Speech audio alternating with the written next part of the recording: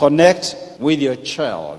To connect means to deliberately, consciously, intentionally create the time. We have time for who we love. We have time for what we love. We have time for what we value. If you realize you're struggling to balance between work and parenting, I want you to know today, you have time for what you value.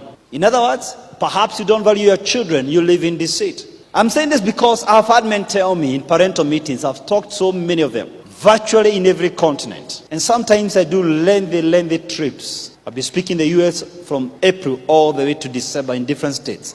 And some fathers tell me, I have paid the fees, I have bought the books. What else do they need from me? Excuse me, who made you AMREF and Red Cross? Why would you want to reduce yourself from a father to a sponsor? Why would you want to reduce yourself from the highest title? If you have paid the school fees, did you know that's the indivisible minimum? Everyone else has done the same. That's the entry level, the lowest entry level for you as a parent. How then do we graduate from sponsors to parents? By connecting them. How? Creating the time. For children, time equals love. Love equals time. I want to pull for you two illustrations of two successful people and then ask you, how much success do you want? I want to put an international example and a national example. Professor Wangari Maathai is the only Nobel laureate from the nation of Kenya. That's a great success. And for the benefit of those of us who come from Kogelo, please bear with me, Barack Obama is not a Kenyan. Please just appreciate it. If he was, he wouldn't have been elected the president of the US. It's against the Constitution. Just agree and let's move on. The only true Nobel laureate in this nation is Professor Wangari Maathai. That's a great feat, a great achievement. No mean feat. But on her deathbed, and I'm saying this because it was in the public domain, she was quoted by the Daily Nation saying, the only thing I regret is that I never spent ample time with my children. If the old professor is speaking to us today from her deathbed, if I may paraphrase her, she's saying this: I learned a little bit too late that parental responsibilities cannot be delegated.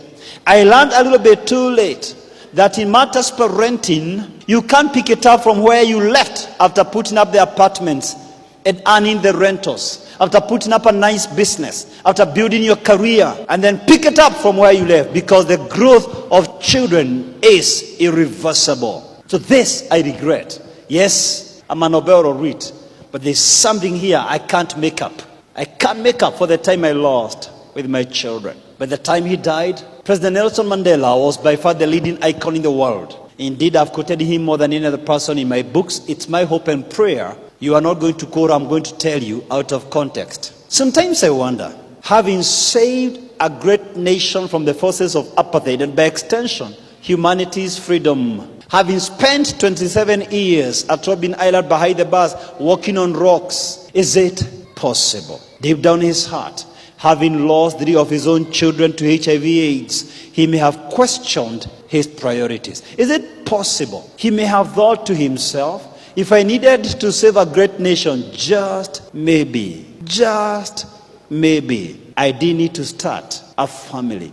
I don't know who in this live audience would want to be the next CEO of the multi-companies in Kenya, would want to be the next country director of an international NGO, would want to be the next vice chancellor of a reputed university, would want to be the next senior pastor of CITAM Kisumu, would want to be the next governor, at the expense of your children getting HIV/AIDS, at the expense of your children getting lost in alcoholism, at the expense of your children being brought down by a bullet because they were involved in crime, they were lured by terrorists.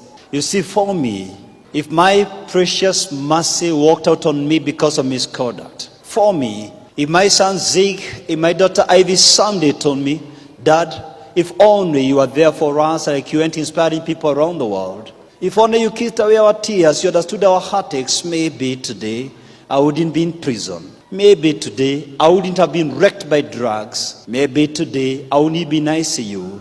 I would consider myself one more failure and a broken-hearted daddy, and never again would I stand before people to speak what I'm so passionate about, parenting. Because to me, true success is when those closest to you love and respect you the most.